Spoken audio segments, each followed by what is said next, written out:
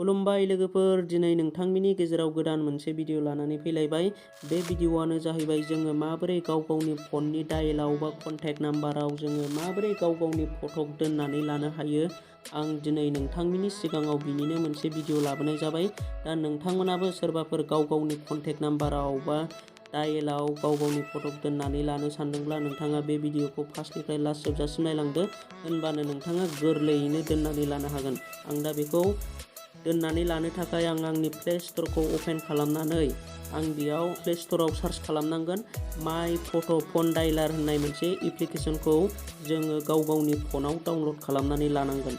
आं दा बेखौ माय फट' फन डायलार होननानै आं दा बेखौ सार्च खालामनोसै। नै सार्च खालामनाय लोगो लोगो गाव हारसिंनो स्क्रिनाव नुजाफैखायो। दा आं बेखौ डाउनलड खालामाखै। आं दा नोंथांमोननि सिगाङाव डाउनलड खालामनानै जिखुनु मोनसे फट' दोननानै दिन्थिगोन।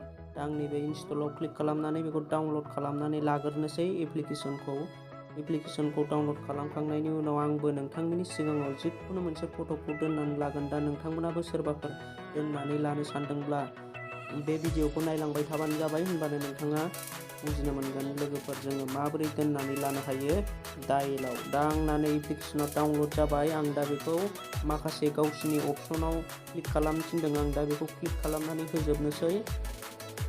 दा गावसोर थिननाय बायदियै आं दा क्लिक खालामनानै होनोसै लोगोफोर। नै दा बेयाव क्लिक खालामजोबनानै नै आं दा बेयाव माखासे पारमिसनफोरखौ होनांगौ।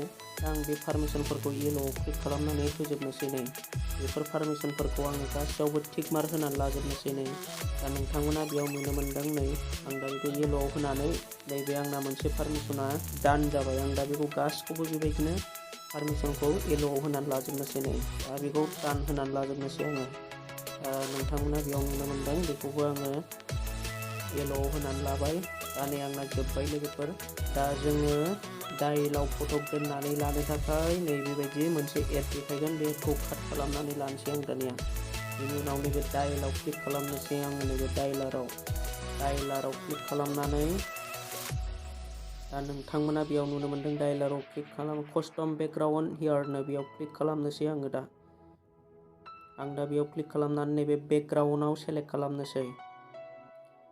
आं दा बे बेकग्राउन्डआव सेलेक्ट खालामनानै नैबे पिक इमेजाव क्लिक खालामनानै होनोसै। नै बेयाव गावसिनि थाखानाय गोबां वेलपेपारफोर मोननो हागोन। दा जों बेयाव गाव गावनि फट' दोननानै लानो थाखाय नैबे पिक इमेजाव क्लिक खालामनानै होनांगोन। गेलारिनि फट' दोननो थाखाय आरो बेयाव नैबे गेजेरनि पिक इमेजाव क्लिक खालामबावनांगोन। नै बाहाय आं सिन होनायाव गेलारिया अपेन जाबाय। गेलारि अपेन जानाय लोगो लोगो नै आं दा बेयाव गोसो बायदि फट' दोननानै लानो हासिगोन आंनि गोसो बायदियै। दा नोंथांमोनाबो गाव गावनि गोसो बायदि दोननानै लानो हागोन लोगोफोर। दा नै आं नोंथांमोननि सिगाङाव बेखौनो दोननानै दिन्थिनो नागिरबाय। दा आं बे फट'खौ एडजास्ट खालामग्रोनानै लानोसै। बिनि उनाव नैबे एप्लाइआव क्लिक खालामनोसै। नै बेयाव आं दा बेयाव क्लिक खालामनानै साक्सेसफुल एप्लाइ नै अकेआव क्लिक खालामनानै होनोसै आं दानिया। अके लोगोफोर नै एड देखायबाय। एडखौ काट खालामनोसै आङो।